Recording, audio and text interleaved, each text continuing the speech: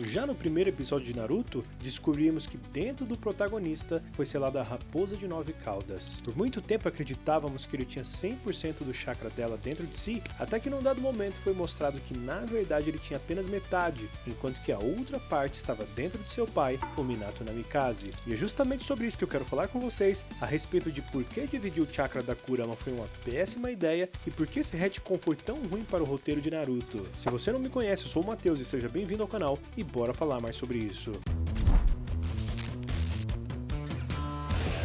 Bom, todos nós sabemos que a Kushina era a Jinchuriki da 9 Caudas. Acontece que o Obito aproveitou o momento exato em que o selo estava enfraquecido, devido ao nascimento do Naruto, para utilizar um jutsu de extração para arrancar a Kurama de dentro dela. Em seguida ele invoca a raposa no meio da vila, causando uma enorme destruição. O Minato, como Hokage, agiu rápido e teve uma breve luta contra o Obito e consegue tirar a Kurama do controle dele. Porém, mesmo fora do domínio do inimigo, a raposa continuava como uma ameaça e o caos estava longe de acabar ainda. E aqui vem a parte que interessa. A Kushina usou uma técnica especial do clã Uzumaki, chamada de correntes adamantinas, para segurar a Kurama. E um ponto importante que eu não sei se você lembra, é que a Kushina queria arrastar a raposa para dentro dela de volta para resolver esse problemão. Porém, naquele momento ela estava muito fraca e logo morreria. A Kushina sabia que quando o Jinchuriki morre, a Biju some e pouco tempo depois reaparece. Só que o Minato não achou que essa seria a melhor forma de resolver o problema, porque a Kurama renasceria em algum outro lugar e a Vila da Folha perderia poder bélico, já que as demais vilas ainda teriam suas bijus, enquanto Konoha ficaria sem nenhuma. Além disso, ele também acreditava que esse poder seria necessário para combater a ameaça do Homem Mascarado, que até então se apresentava como Madara. Por isso ele decidiu selar parte do chakra da raposa no seu próprio filho. No entanto, o Hokage sabia que a 9 Caudas era poderosa demais para ser selada por completo em um recém-nascido. Por isso ele acreditou que ao dividir o chakra da besta em duas partes, o bebê teria mais chances de suportar aquele tamanho poder. E é exatamente isso que ele faz, dividindo o chakra da Kyuubi da seguinte forma. A parte ruim, chamada de Yin, ele selou nele mesmo, e a parte boa, conhecida como Yang, ele colocou no Naruto. Só que a gente nunca soube desse fato e ninguém imaginava isso. A primeira menção de que o Naruto tinha apenas a parte boa da Kyuubi foi no capítulo 370, quando Jiraiya diz que o Minato fez essa divisão, mas ali não ficou muito claro para nós o que isso significava. Mas até então tudo bem. Mais adiante e já no capítulo 440, vemos o Minato confirmar que fez essa divisão quando ele encontra o Naruto em seu subconsciente. Pois é, de forma resumida, ninguém imaginava que existiam duas raposas. E tá mais do que na cara que o Kishimoto não planejou isso desde o início. Tudo indicava que o Naruto tinha 100% da Kurama e no decorrer da história que ele decidiu mudar tudo. E isso é o que nós chamamos de retcon. Retcon seria a abreviação de Retroactive Continuity, que em português significa continuidade retroativa. Na prática, retcon é quando uma obra muda ou adiciona informações ao passado da história que já foi contada para se encaixar em novos eventos ou explicações, mesmo que isso contradiga o que já havia sido mostrado antes. O fato do Minato ter dividido o chakra da Kurama é considerado um retcon porque essa informação só foi revelada muito tempo depois e muda completamente a forma como o público entendia os eventos desde o começo da história. Dito isso, agora vamos analisar alguns pontos em relação a essa mudança na narrativa. Um ponto que os fãs questionam muito é de como o Minato aprendeu a dominar o chakra da Kurama. Aparentemente isso não faz sentido, embora até dê pra tirar uma explicação se voltarmos para Naruto clássico. Quando o Hiruzen usa o Shikifujin contra o Orochimaru, ele explica que as almas de quem sela e de quem é selado ficam presas,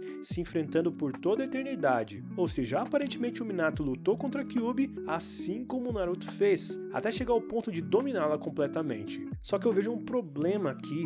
Faz sentido ele anexar a alma da Kurama na alma dele e se tornar um Jinchuriki? Se a gente analisar o conceito de Jinchuriki, temos o seguinte: os Jinchuriki são seres humanos que têm bijus seladas em seus corpos, a fim de controlar o poder delas. Além disso, o databook ainda diz que o poder das bijus foi usado para fins militares, dando origem aos Jinchurikis. E sendo masas de chakra, os bijus estão selados dentro de corpos. Ou seja, não faz sentido o Minato ter se tornado um Jinchuriki sem nem ter um corpo físico. Ele venceu a Kyuubi, anexou o chakra dela na sua alma e aprendeu a dominar o modo Kurama. Pra mim nem tem muito o que falar aqui, mano. Isso foi algo muito forçado. Portanto, o Minato só dominou o modo Kurama por pura conveniência de roteiro. Mas aí vem outro questionamento. Não foi dito que a Kyuubi tinha um lado bom e um lado mal? Que era a parte Yin e a Yang? Se a do Naruto teoricamente era a parte boa e era daquele jeito, imagina a do Minato. Nós não vimos nenhuma diferença de personalidade na Kyuubi, mesmo sendo o lado mais maligno dela. Mas até aí tudo bem, é um detalhe não tão relevante. Mas outro ponto muito questionável, e que é a impressão que nós tivemos, é que a Raposa de 9 Caudas era mais forte do que todas as bijus juntas. E não é nenhum exagero isso que eu tô falando. Tudo bem, a Kurama é realmente a mais forte, e isso eu não tenho dúvida. Mas o Naruto tancou 5 bijus juntas, além de ter segurado a biju dama delas com apenas 50% do poder da Kyuubi. Você consegue perceber esse desbalanceamento de poder? A Kyuubi ficou com um poder muito desnivelado, fazendo parecer que as outras bestas de cauda não eram nada. Parece até que o Hagoromo dividiu o chakra do Descaldas em 9 partes bem distintas. De qualquer forma, não faz muito sentido intuitivo ou narrativo